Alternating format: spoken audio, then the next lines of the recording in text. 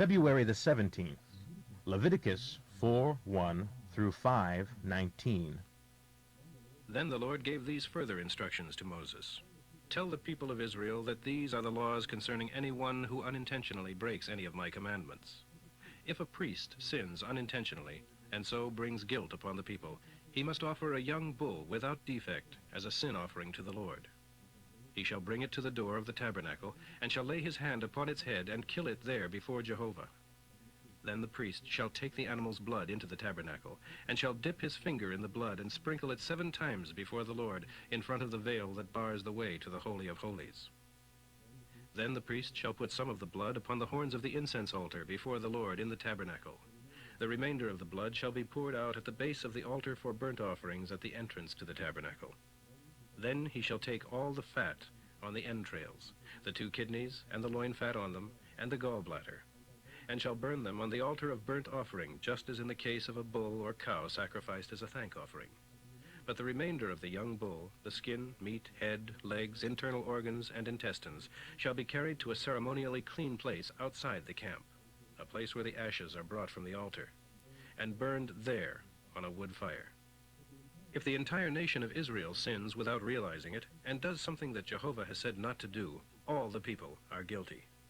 When they realize it, they shall offer a young bull for a sin offering, bringing it to the tabernacle, where the leaders of the nation shall lay their hands upon the animal's head and kill it before the Lord.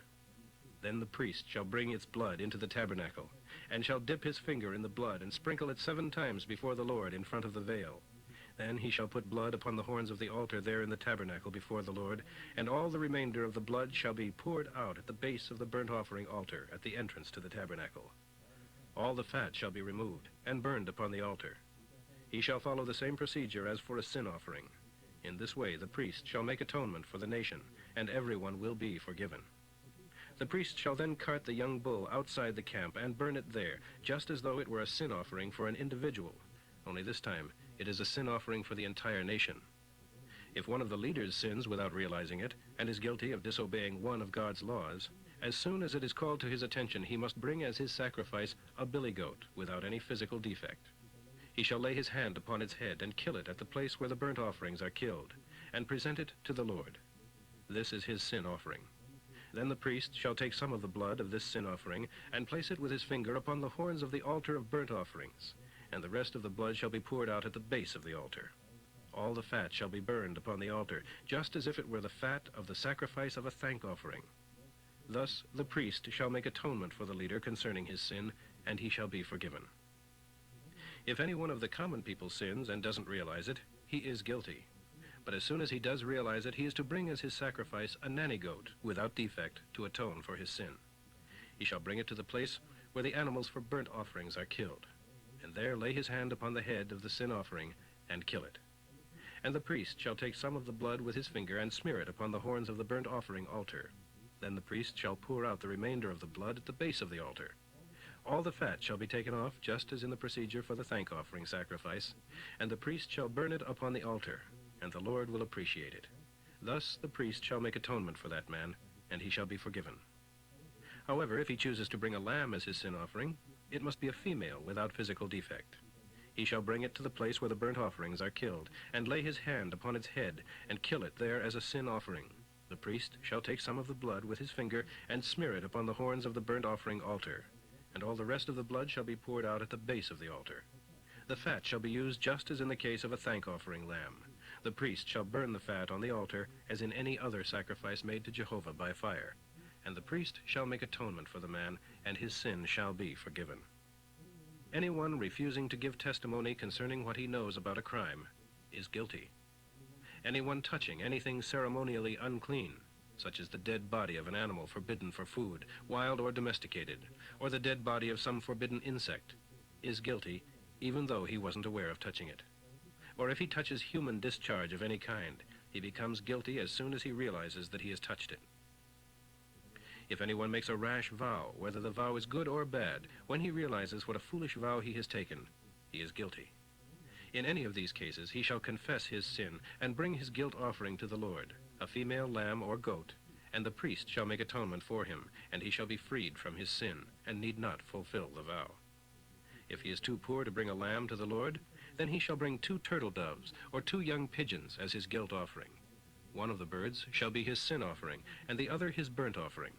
The priest shall offer as the sin sacrifice whichever bird is handed to him first, wringing its neck, but not severing its head from its body.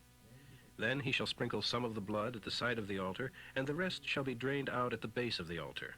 This is the sin offering. He shall offer the second bird as a burnt offering, following the customary procedures that have been set forth. So the priest shall make atonement for him concerning his sin, and he shall be forgiven. If he is too poor to bring turtle doves or young pigeons as his sin offering, then he shall bring 1/10 of a bushel of fine flour. He must not mix it with olive oil or put any incense on it, because it is a sin offering. He shall bring it to the priest, and the priest shall take out a handful as a representative portion and burn it on the altar, just as any other offering to Jehovah made by fire. This shall be his sin offering. In this way the priest shall make atonement for him for any sin of this kind, and he shall be forgiven. The rest of the flour shall belong to the priest, just as was the case with the grain offering. And the Lord said to Moses, "If anyone sins by unintentionally defiling what is holy, then he shall bring a ram without defect, worth whatever fine you charge against him, as his guilt offering to the Lord. And he shall make restitution for the holy thing he has spoiled, or the tithe omitted, by paying for the loss, plus a 20% penalty. He shall bring it to the priest, and the priest shall make atonement for him with the ram of the guilt offering, and he shall be forgiven. Anyone who disobeys some law of God without realizing it is guilty anyway, and must bring his sacrifice of a value determined by Moses. This sacrifice shall be a ram without blemish, taken to the priest as a guilt offering. With it the priest shall make atonement for him, so that he will be forgiven for whatever it is he has done without realizing it. It must be offered as a guilt offering, for he is certainly guilty before the Lord." Mark 2:13 through 3:6.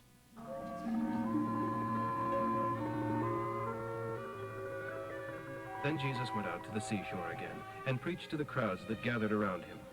As he was walking up the beach, he saw Levi, the son of Alphaeus, sitting at his tax collection booth. "Come with me," Jesus told him. "Come, be my disciple." And Levi jumped to his feet and went along. That night Levi invited his fellow tax collectors and many other notorious sinners to be his dinner guests, so that they could meet Jesus and his disciples. There were many men of this type among the crowds that followed him. But when some of the Jewish religious leaders saw him eating with these men of ill repute, they said to his disciples, "How can he stand it, to eat with such scum?" When Jesus heard what they were saying, he told them, "Sick people need the doctor, not healthy ones. I haven't come to tell good people to repent, but the bad ones." John's disciples and the Jewish leaders sometimes fasted, that is, went without food as part of their religion. One day they came to Jesus and asked why his disciples didn't do this too. Jesus replied, "Do friends of the bridegroom refuse to eat at the wedding feast? Should they be sad while he is with them? But someday he will be taken away from them, and then they will mourn. Besides, going without food is part of the old way of doing things. It is like patching an old garment with unshrunk cloth. What happens? The patch pulls away and leaves the hole worse than before. You know better than to put new wine into old wineskins. They would burst. The wine would be spilled out and the wineskins ruined. New wine needs fresh wineskins." Another time, on a Sabbath day, as Jesus and his disciples were walking through the fields, the disciples were breaking off heads of wheat and eating the grain. Some of the Jewish religious leaders said to Jesus, "They shouldn't be doing that." "It's against our laws to harvest grain on the Sabbath." But Jesus replied, "Didn't you ever hear about the time King David and his companions were hungry? And he went into the house of God. Abiathar was high priest then. And they ate the special bread only priests were allowed to eat. That was against the law too. But the Sabbath was made to benefit man, and not man to benefit the Sabbath. And I, the man from heaven, have authority even to decide what men can do on Sabbath days."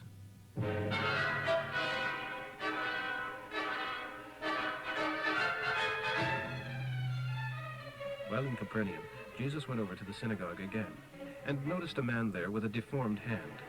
Since it was the Sabbath, Jesus' enemies watched him closely. Would he heal the man's hand? If he did, they planned to arrest him.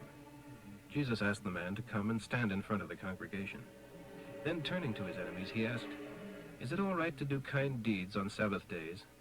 Or is this a day for doing harm? Is it a day to save lives or to destroy them?" But they wouldn't answer him.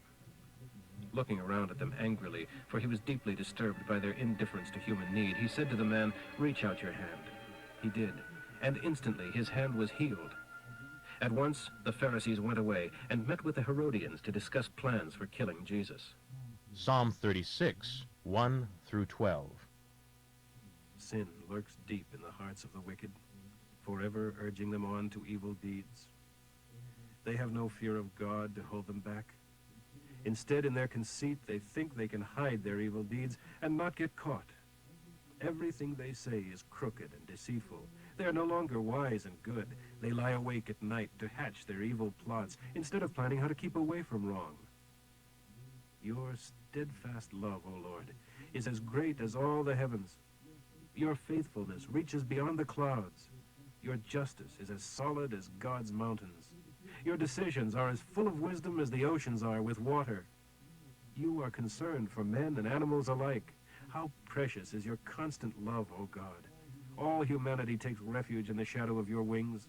You feed them with blessings from your own table and let them drink from your rivers of delight. For you are the fountain of life.